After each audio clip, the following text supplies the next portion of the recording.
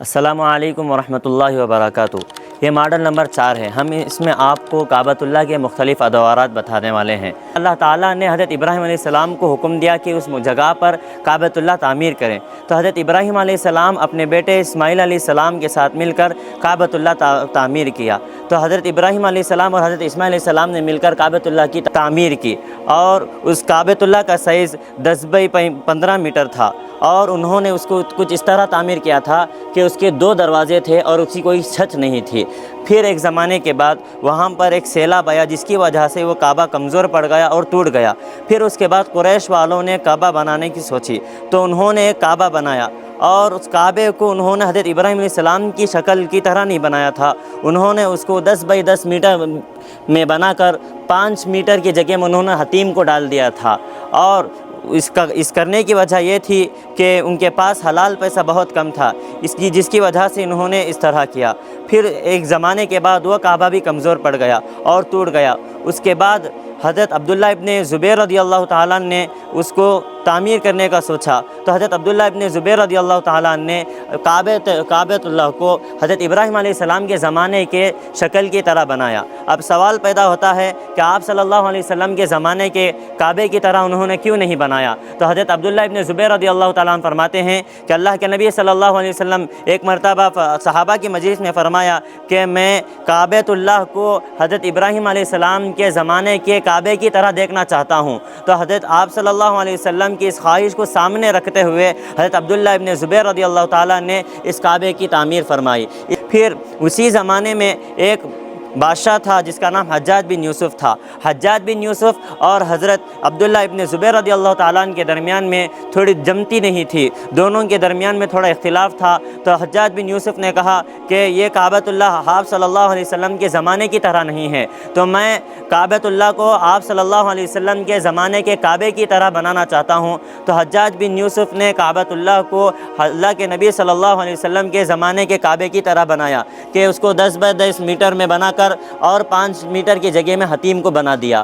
آپ دیکھتے ہیں کہ حاجی جو طواف کرتے ہیں وہ حتیم کے باہر کے حصے میں طواف کرتے ہیں، اس لیے کہ حتیم کے اندر کا پورا حصہ کعبۃ اللہ میں شامل ہے۔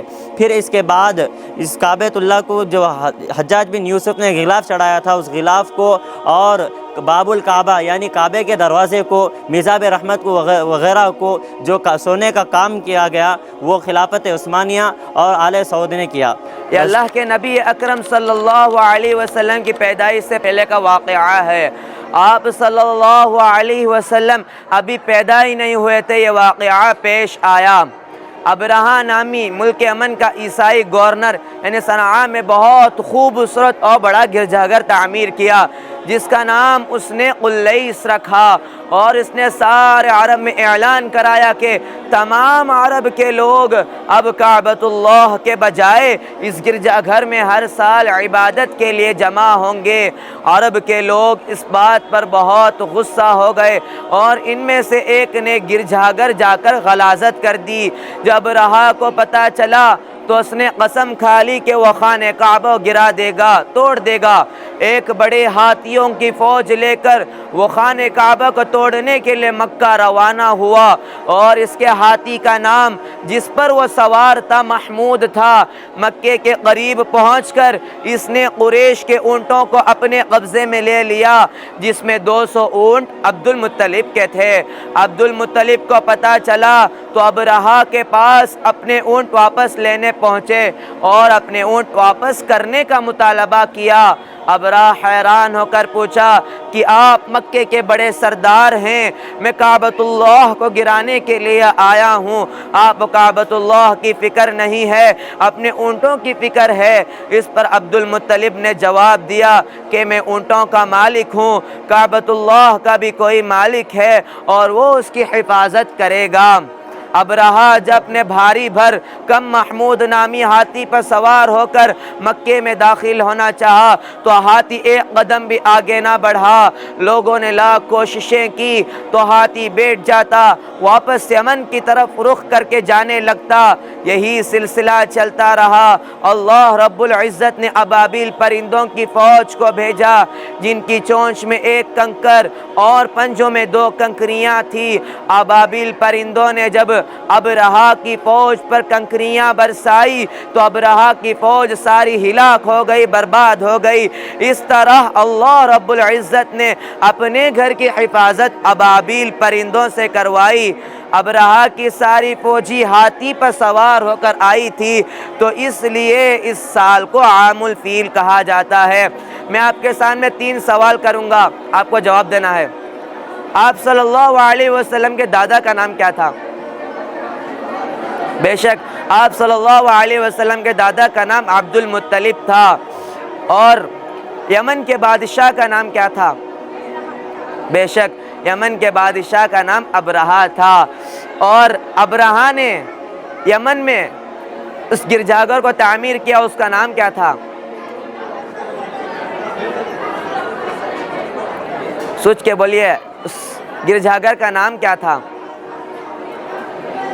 اس یمن کے گرجاگھر کا نام جس نے اسے تعمیر فرمایا، اس کا نام تھا قلیس۔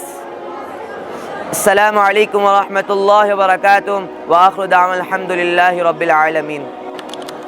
السلام علیکم ورحمۃ اللہ وبرکاتہ۔ Model number 5. Story of elephant. See that's Abraha. Look at him. The governor of Yemen. Abraha built a church by name Qulis in Yemen. He wanted all the Arabs to go to church of Qulis to worship God instead of Kaaba. The Arab did not follow his orders. Moreover, one of the Arabs went to the church and defiled it by defecating inside it, and that's why Abraha came to destroy the sacred house Kaaba. He had a huge army of elephants. He rides the elephant whose name was Mahmud. Many people tried to stop Abraha's army, but they could not because the army was extremely strong. Abraha's army caught 100 camels of Abdul Muttalib, the grandfather of Prophet Muhammad sallallahu alaihi wasallam. Abdul Muttalib went to Abraha's camp to dialogue with him. He asked to Abraha to release and turn back his 100 camels. Abraha was shocked. He said to Abdul Muttalib, "Here I have come to demolish the house, but you say nothing to save it. Instead you are asking to turn your few camels back to you." Abdul Muttalib said, "I am a owner of a camel. This house had its own owner. He will surely protect." The grandfather of Prophet Muhammad sallallahu alaihi wasallam prayed to Almighty Allah to save its house Kaaba and ordered Quraysh to spread the mountains to protect themselves from the Abraha's army. When the army was arrived in Makkah, the birds of Allah appeared from nowhere. A dark cloud of small birds overshadowed. We call them ababil. Each bird has 3 sons. They threw in the army. In just a minute, the whole army was destroyed, and that year is called the year of the elephant, Aam al-Fil. Jazakallahu khaira. السلام علیکم ورحمۃ اللہ وبرکاتہ۔ اس model میں آپ صلی اللہ علیہ وسلم کے والد کا نکاح اور ملک شام کی طرف تجارتی سفر اور مدینے میں ان کی وفات کا واقعہ پیش کیا گیا ہے۔ کیا آپ میں سے کوئی جانتا ہے کہ آپ صلی اللہ علیہ وسلم کے والد کون تھے؟ نہیں، عبد المطلب دادا تھے وہ۔ جی بے شک عبداللہ تھے۔ محمد صلی اللہ علیہ وسلم کے دادا عبد المطلب نے منت مانی تھی کہ اگر اللہ تعالیٰ نے ان کو 10 بیٹے دیے تو 10ویں بیٹے کو اللہ کی رضا کو چاہتے ہوئے و خوشی کو چاہتے ہوئے کعبہ کے پاس ذبح کر دیں گے۔ اللہ تعالیٰ نے عبد المطلب کو منت کے مطابق 10 بیٹے دیے، لیکن 10ویں بیٹے میرے اور آپ سب کے آقا جناب محمد الرسول اللہ صلی اللہ علیہ وسلم کے والد محترم حضرت عبداللہ تھے۔ اللہ تعالیٰ نے عبد المطلب کے دل میں اس 10ویں بیٹے یعنی عبداللہ کی بے انتہا محبت ڈال رکھی تھی۔ وہ سوچتے تھے کہ اگر 9 کے 9 بیٹوں کو ذبح کر دیا جائے، عبداللہ کو بچانا پڑے تو بچا لیا جائے۔ اس وقت ایک کاہنہ نے تیروں کے ذریعے قرآن اندازی کا حکم دیا، تو ایک تیر پر عبداللہ کا نام، دوسری تیر پر 10 اونٹ لکھے گئے، قرآن اندازی کی گئی، قرآن اندازی میں عبداللہ کا نام نکلا۔ پھر دوبارہ 10 اونٹ بڑھا کر زائد کر اضافہ کر قرآن اندازی کی گئی، دوبارہ عبداللہ ہی کا نام نکلا۔ ایسے ہی 10 مرتبہ کرتے رہے، ہر مرتبہ میں قرآن اندازی میں عبداللہ کا نام نکلا، تو 10 مرتبہ کیے، 10 اونٹ بڑھا کر کتنے 100 اونٹ ہوئے؟ 100 اونٹ ہوئے۔ 100 اونٹوں کو اس دن عبداللہ کے جان کے بدلے ذبح کیا گیا اور ان کے گوشت کو مکہ کے غریبوں میں تقسیم کر دیا گیا۔ کسی کو معلوم ہے کہ آپ عبداللہ کے نکاح کے وقت ان کی عمر کتنی تھی؟ جی ویری گڈ، 25 سال کی تھی۔ اور ان کا نکاح کس سے ہوا؟ جی ویری گڈ آمینہ سے ہوا. جب عبداللہ 25 سال کی عمر کے ہوئے تو نہایت شریف پاک باز خاتون حضرت آمینہ رضی اللہ تعالی عنہ سے آپ کا نکاح ہوا. نکاح کے بعد 3 مہینے نہیں گزرے کہ آپ کو ملک شام کی طرف تجارت کے لیے جانا پڑا اور واپسی میں مدینے میں رک گئے. مدینے میں اتنے سخت بیمار ہوئے, فل بیمار ہو گئے, یہاں تک کہ مکہ نہ جا سکے اور مدینے میں ان کی وفات ہو گئی. السلام علیکم ورحمۃ اللہ وبرکاتہ. جزاکم اللہ خیرا و احسن الجزاء.